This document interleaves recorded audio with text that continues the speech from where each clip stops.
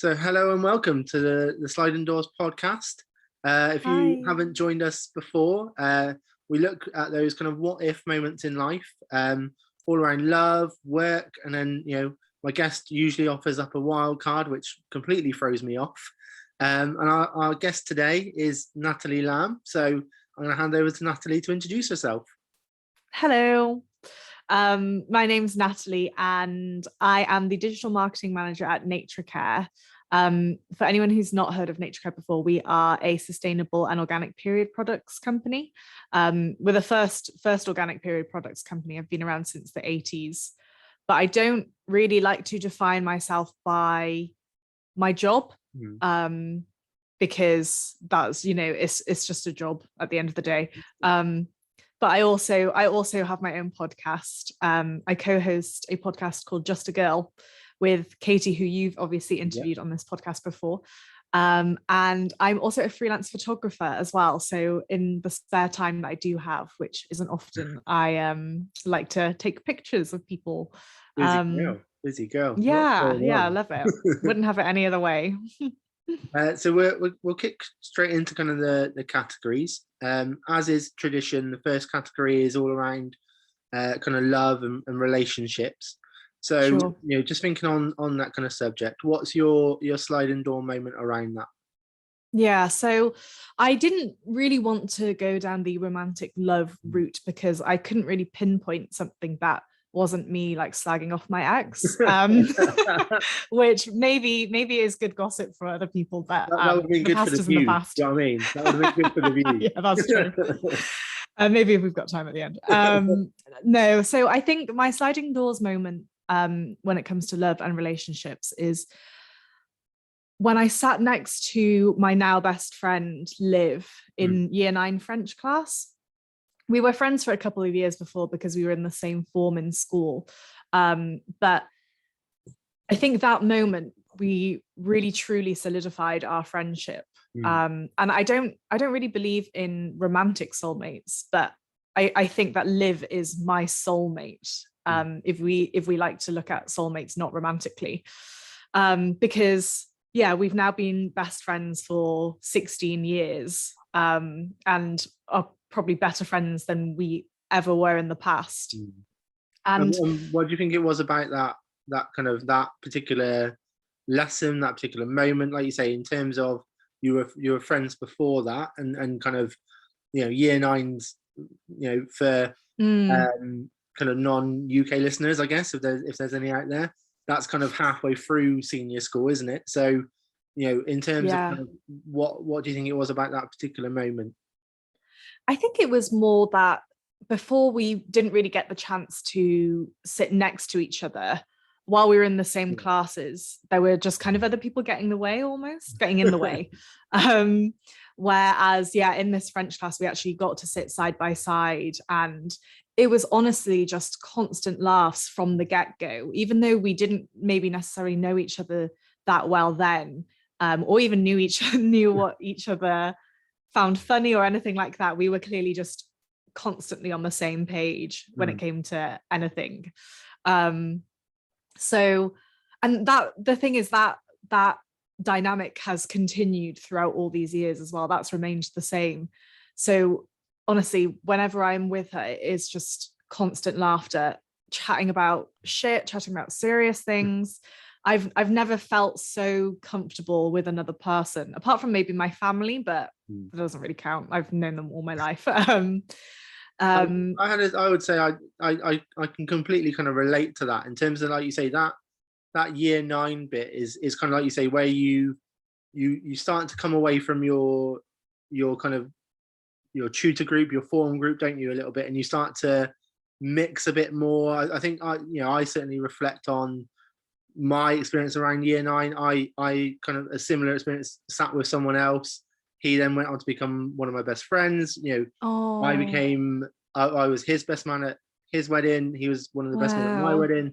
And you think, they say that when you look back and go, how did we become friends? Well, actually, we sat next to each other in class. It was that laughter, that kind of shared experiences of school. And then, like you say, you don't necessarily always stay friends with those people, but it's real ones, the soulmates, if you like, do kind of hang around in your lives, don't they? And they then kind of go with you almost. Definitely. And it's really interesting because I also feel like if we didn't have those 2 years prior of not being that good friends and kind of just mixing with other people that weren't necessarily destined to be our friends, then maybe we wouldn't have then sat next to each other in year 9. But obviously we had the experiences of just kind of trying to be friends with other people, realizing that they're not our kind of people, we don't really want to be friends with them, and then obviously being able to gel with each other. So yeah, that's so nice. Shows you kind of what you are looking for, doesn't it? Like you say, when you start to kind of become who you are, as you kind of, like you say, when you first start, you're part of a bigger group, and then you like you say, you kind of find your own way. You find that, like you say, you almost need those first few years to kind of find who you are. Yeah. And that then draws out who you want to be friends with going forward. Like you say, then they tend to stick with you, and those that aren't for you, like you say, kind of fall away. Really interesting. Like I never really kind of reflected on that before until you kind of were talking through it, and I went, no, actually that sounds very similar. So that was really interesting. And even through all these different years of just dipping in and out of interests and experimenting with your personality, and obviously that we then went to different unis and we've lived in different places. She lives back in Cardiff, so that's where I'm from originally, and now I live in Bristol. She moved to Australia for a year as well, and yeah, despite all of this, it's just there's just a constant level of respect and love for each other, which I just feel like I've never had with anybody else before on the same level anyway. It's really, like you say, it's really interesting how that's, like you say, kind of continued, isn't it? And even though you've kind of gone your other ways, and then you've kind of, like you say, that bond still exists, and that's really good to hear. Yeah, exactly. So kind of moving on to our next category, which is all around kind of work and career. So what's your kind of sliding door moment there? Was there anything, obviously you kind of touched on what you do now? Is there kind of and there's always something I kind of I know I kind of talk about, obviously, because I've got young children, so I kind of say to them, what do you want to be when you grow up? What did you want to be when you grew up? When I was younger, I would always say I wanted to be an author because I loved reading and I loved writing as well. And looking back, I think it's kind of it's not silly for someone to dream that, but it was silly of me to basically not have a better idea of my abilities, because I'm not going to lie, I am not the best writer. I'm not awful, but there are far better people than me. But then I guess that kind of bled through my career, because as somebody who works in digital marketing, you do write copy for posts or blogs, social media, that kind of thing, emails. But actually, the sliding door moment it seems kind of unrelated to actually what I do now, and more focused on the photography side, which is going to a gig. A band called Elliot Minor. They were the shit back then. Yeah, they split up a long time ago, but I was obsessed with them when I was about 14, 15. And so I went to see them. It was my third gig ever, I think, or something like that. And I was on the barrier. I was front row. I had this pink Sony point and shoot camera, 12 megapixels, something like that. And just kind of, as any 14-year-old would, take photos and videos to remember the time that you were there. And I remember I think this must have been back in the Bebo days as well. I remember sharing these photos. Such a throwback. That's a throwback. Yeah, I know. I forgot until I'm sharing this story that even existed. But I uploaded. Just to pause, for younger viewers, Bebo was like pre kind of Facebook, pre Twitter, wasn't it? It was that bit in between probably MySpace and Facebook in terms of that was our kind of social media back then. Yeah. And I'm sure there's going to be people listening to this that have no idea what Bebo is. So that's why I just wanted to add a bit of context. Oh, that's a scary thought. So I uploaded my photos from that gig onto my Bebo and got quite a lot of compliments of people being like, wow, what a really nice photo, like can I share this, can I save this, blah blah blah. And I guess that boosted my ego a little bit, because I kind of thought, I think I might have an eye for this, without any formal training, just I guess a natural eye, and then decided to pursue it a bit more, not on a professional level until I got to uni, just kind of very casually still on my camera. Oh, actually, no, I guess a bit. My mum had a DSLR before I bought my own one, and I would use hers just at parties and stuff, taking pictures of people experimenting with photo editing. And then, yeah, it wasn't until I got to uni where I bought my own DSLR and started shooting live music. And yeah, that slowly transitioned into doing travel photography, portraiture, events now, to the point where I have had enough actual professional experience that I think I can do it freelance. I say think, I am starting to, you know, I've got weddings booked. I just did an engagement shoot. That's really cool. Yeah, that's really good, isn't it? Yeah, I'm currently sort of like building my brand. I say building my brand, it's literally just coming up with a name and a logo. I just haven't decided that yet. But the website's there ready to go, and then yeah, I'll obviously launch it. But yeah, just going to that gig and just out of wanting to preserve a memory, taking pictures, then kind of moved my career path. It's really interesting, like you say, that kind of at the time that gig would have felt quite innocuous, wouldn't it? It would have felt like, you know, it's one of my first gigs. Oh, it would feel like a big event in terms of seeing the band, but in terms of, like you say, pulling out that camera, taking a photo would have felt quite natural, wouldn't it? That is kind of what people do at gigs, like you say, to kind of remember the event and for your own prosperity, and then that to turn into, you know, kind of. And again, to add context for those that are too young to remember Bebo, there wasn't really that kind of Instagram thing, was there, to kind of share photos? That, you know, your kind of sharing of photos were on the kind of the very early iterations of social media like MySpace and Bebo, where, you know, that was really your kind of audience, wasn't it? There wasn't this big audience now where, you know, you see thousands of photos a day. There was that was kind of your kind of audience, wasn't it? So to then, like you say, take that on as, no, I'm gonna have a look at this in terms of, you know, I want to pursue this, I want to look into this more. You know, you kind of mentioned live events there. In terms of like, what's the best live event you've kind of done in terms of photography? Do you sort of mean the best photos that have been produced from a gig, or just the kind of like most clout driven gig that I would have shot? Yeah, both. Whichever. Oh, okay. Yeah, let's that's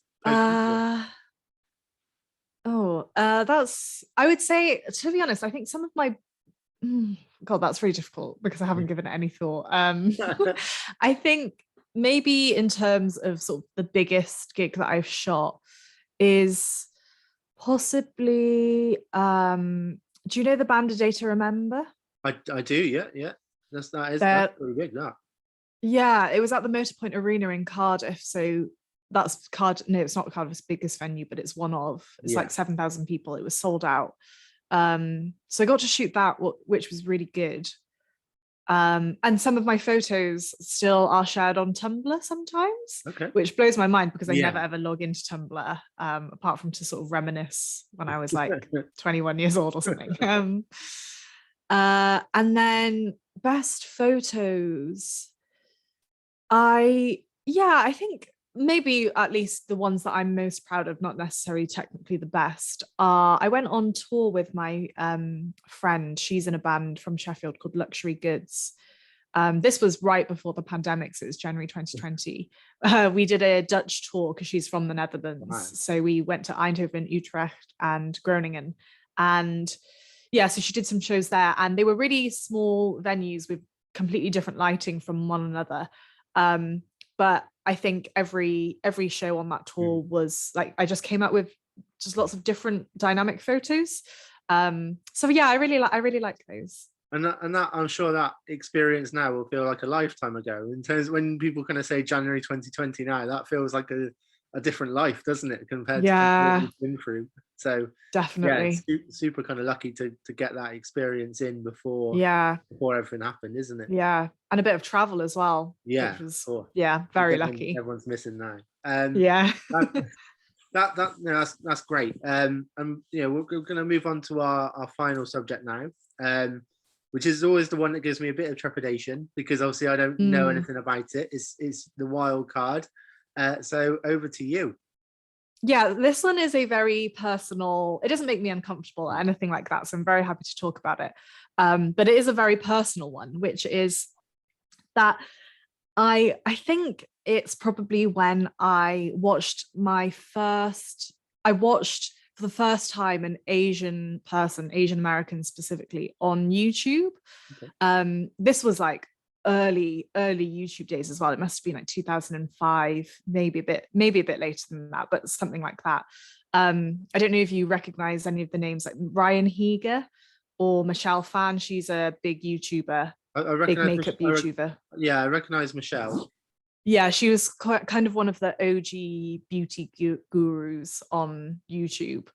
And just being exposed to people like that, because then I consequently found people like Kev Jumba, and Jen Im, all those just other Asian American YouTubers.